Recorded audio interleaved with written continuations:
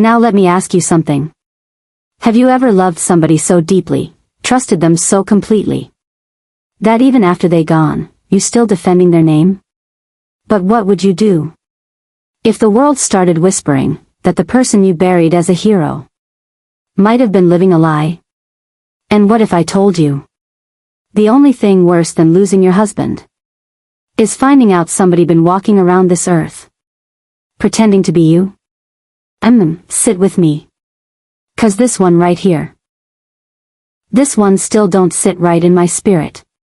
My name is Grace, and for 32 years, I was Mrs. Evelyn Carter. Now my husband, Daniel. That man was the kind folks write stories about. Firefighter. Brave. Quiet. The type that didn't talk much, but when he did, you listened. He wasn't flashy, wasn't perfect. But he was mine. And I believed, with everything in me, that he loved me just as steady. We had us a simple life. A small brick house, creaky porch. Neighbors who knew your business before you did. And every morning, Daniel would kiss my forehead. Same spot, same way, like it was a promise. I got you, he'd say. I should have known then. Love that quiet, sometimes carries secrets just as quiet. When Daniel died, they called him a hero. 3 people pulled out a burning building. Didn't even think about himself. They said he went back in one last time. And that's when the roof gave out. I remember standing there at his funeral, holding that folded flag, feeling like my whole world got buried right alongside him. But I held on to one thing. One thing he always made sure of. The insurance will take care of you, Evie, he used to say. That policy, that was his final, I got you. Or so I thought. About 2 weeks after the funeral, I put on my best dress, fixed my face, and went down to the bank. Now, I wasn't greedy.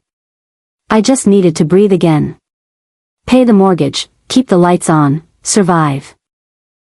The young man behind that desk, he smiled at me, real polite. Mrs. Carter, let me just pull up your file. He typed. Clicked. Paused. Then his whole face changed. That's when my stomach dropped. He looked at me and said, Ma'am, this policy, it's already been paid out. I said, No, that's not possible. My husband just passed. He swallowed. Clicked again. Then turned the screen toward me. Withdrawn, 3 months ago. Full amount. And then he said the words that made my ears ring. Signed, by Evelyn Carter. Now listen to me. I felt my whole body go cold. Because I had never, not once, stepped foot in that bank before that day. I should have known then. Something wasn't just wrong. It was rotten. I went home that day, sat at my kitchen table, and just stared. Because suddenly, little things started lining up in my mind. Daniel working late. More than usual. Phone calls he'd step outside to take. Real quiet conversations, cut short when I walked in. Receipts I didn't recognize. Withdrawals, small at first, then bigger. Now back then, I told myself, he's just stressed. He's protecting me from something. But, looking back, the signs were all there. I remember one night, I woke up, and he wasn't in bed. I found him sitting in the dark, at the kitchen table, just like I was now. Head in his hands. Like the weight of the world was sitting right on his chest. I asked him, Daniel, what's wrong? And he looked up at me. Eyes tired, but soft. Nothing you need to worry about, Evie. That was his favorite line. But let me tell you something. When a man you love keeps saying, don't worry, that's when you need to start worrying the most. I went back to that bank the next day. This time, I wasn't grieving. I was searching. I asked for every detail. Every signature. Every camera record they had. And that's when they showed me. Her daughter woman. Wearing my name. My identity. Walking in like she belonged there. She wasn't me. She was younger. Sharp eyes. Hair slicked back like she had somewhere important to be. But what shook me was how confident she looked. Like she had done this before. I should have known then. This wasn't random. This was planned. Now here's where it gets heavy. The bank manager. He pulled me aside, real quiet. He said, "Mrs. Carter, your husband was with her." I said, "Excuse me?" He nodded slowly. They came in together. He introduced her as you. I felt something break inside me right then. Because now, it wasn't just theft. It felt like betrayal.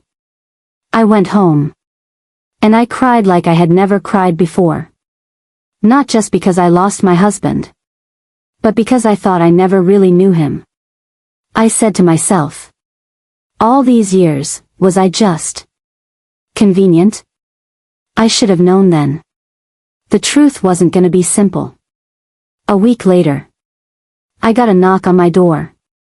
And standing there was her. The woman from the bank. Now I ain't proud of it. But I almost swung on her right there on my porch. But she held up her hands and said, "Please, you deserve to know the truth." And what she told me changed everything. Her name wasn't Evelyn. It was Marissa. And she wasn't his lover. She was his way out.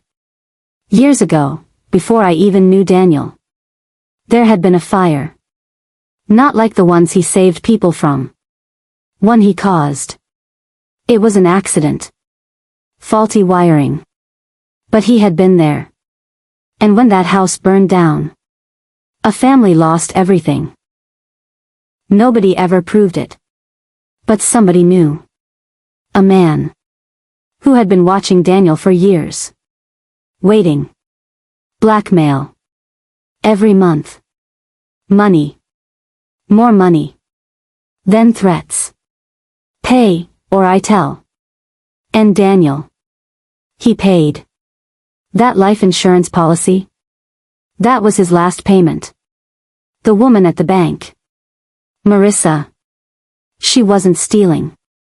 She was helping him transfer the money. Before the blackmailer took everything else. He wasn't cheating. He was protecting me. Marissa told me everything. How Daniel tried to go to the police. But feared it would destroy his career. How he stayed up nights. Trying to find a way out. And how, 3 months before he died, he decided to end it. Not his life. The blackmailer's control.